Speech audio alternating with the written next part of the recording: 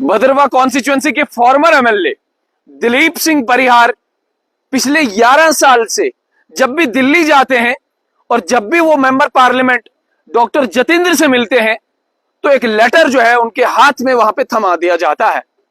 जब ये लेटर उनके हाथ में थमाया जाता है तभी वो सोशल मीडिया पे अपलोड भी किया जाता है। मगर 11 साल से मैं इस सोचो विचार में हूं कि आखिर इस लेटर में होता क्या है। क्या इसमें भदरवा कॉन्स्टिट्यूएंसी के डेवलपमेंटल वर्क्स रखे जाते हैं?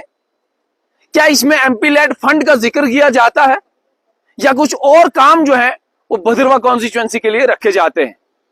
मगर जब हम बदलाव देखते हैं पिछले 11 साल से तो बदलाव में ज्यादा कुछ तरमीम देखने को नहीं मिलती है। खास करके अगर हम हेल्थ सेक्टर की बात करें तो अस्पताल भदरवा कॉन्स्टिट्यूएंसी के भदरवा में, चिराला में, उसके बाद हमारे गुंदो भलेसा में जू के तू पड़े हैं। स्टाफ की किल्लत पिछले 11 साल 10 साल से जो थी वही स्टाफ की किल्लत आज भी है।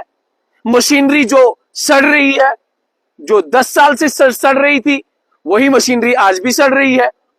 सड़कों का जो हाल पिछले 10 साल पहले था वही सड़कों का हाल आज भी है। स्कूलों तालीमी इदारों का जो हाल था वही आज भी है। स्कूलों से स्टाफ देने के बजाय स्कूलों से स्टाफ हटाया जा रहा है। तो ये तमाम चीजें जो है पिछले 10-11 साल से जू की तू पड़ी है। तो फिर ये लेटर जो है किस काम का है? फिर इस लेटर को सोशल मीडिया पे अपलोड करने का फायदा क्या है? फिर इस लेटर का फेसबुक पे चढ़ाने का फायदा क्या है और लोगों को दिखाने का क्या मकसद है?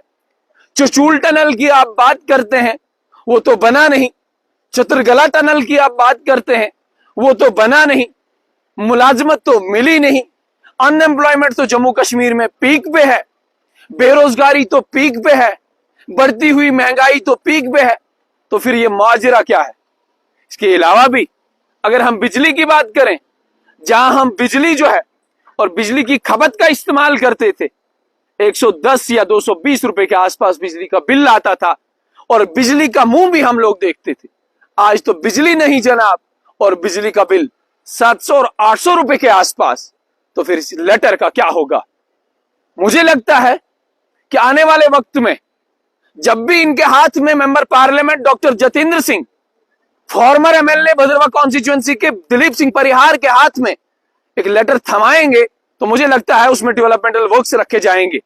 मुझे लगता है जो परेशानियां बलेसा के लोगों को दिखाई देती हैं, जो वो जिन परेशानियों से वो लड़ रहे हैं वो परेशानियां भी दूर करने की कोशिश करेंगे। मुझे लगता है कि फॉर्मर एमएलए को लोगों के साथ जमीनी स्तर पर जुड़ना चाहिए ताकि उन्हें हकीकत का सामना करना पड़े। मैं जिस जगह पे अभी बैठा हूं, ये जो कम्युनिटी हॉल है, इसकी हालात देखें आप। गुलाम नबी आजाद जब मेंबर पार्लियामेंट थे तो 1 से 1.5 करोड़ के आसपास जेकेपीसीसी को रकम दी गई थी और उसके बाद एक कम्युनिटी हॉल बना था। मगर जनाब जब से आपने कार्यभाग संभाला, जब से आपके पास ताकतें आई, पावर्स आई और उसके बाद आप ही का मेंबर पार्लियामेंट भी हो, तो जनाब ये डेवलपमेंटल वर्क्स क्यों रुके हैं? क्यों नहीं होते ये डेवलपमेंटल वर्क्स? आखिर क्या वजह है कि बलेसा और भदरवा कॉन्स्टिट्यूएंसी को हमेशा पीछे की ओर धकेला जा रहा है? उम्मीद करूंगा आपसे कि आप जो है आप ध्यान में रखेंगे कि कौन कौन सी कमियां हमें रह गई हैं, वो कमियां जो है अब आप पूरी करने की कोशिश भी करेंगे। मगर जो इस लेटर को मैं बार बार देखता हूं और सिर्फ एमएलए फॉर्मर नहीं बल्कि उनके अलावा भी बहुत सारे लोग वहां पे जाते हैं, लेटर हाथ में थमा दिया जाता है और उस लेटर का आज तक हमें पता नहीं चला कि इसमें कौन से डेवलपमेंटल वर्क्स रखे गए थे और कौन कौन से जिससे पीस और प्रॉस्पेरिटी की और हमारा भलेज बड़ा होगा वो कौन से ऐसे काम थे। शायद आने वाले वक्त में जरूर हमें समझाया जाएगा। और ये मेरे सवालात नहीं है बल्कि आम जनता सवाल करती है। आम लोग पूछ रहे हैं कि जनाब ये लेटर जो है पिछले 10 साल से हम देख रहे हैं कि सोशल मीडिया पे जब भी फॉर्मर एमएलए साहब दिल्ली की ओर जाते हैं तो ये लेटर को अपलोड किया जाता है। जनाब इससे पूछा भी जाए कि लेटर का मकसद क्या है?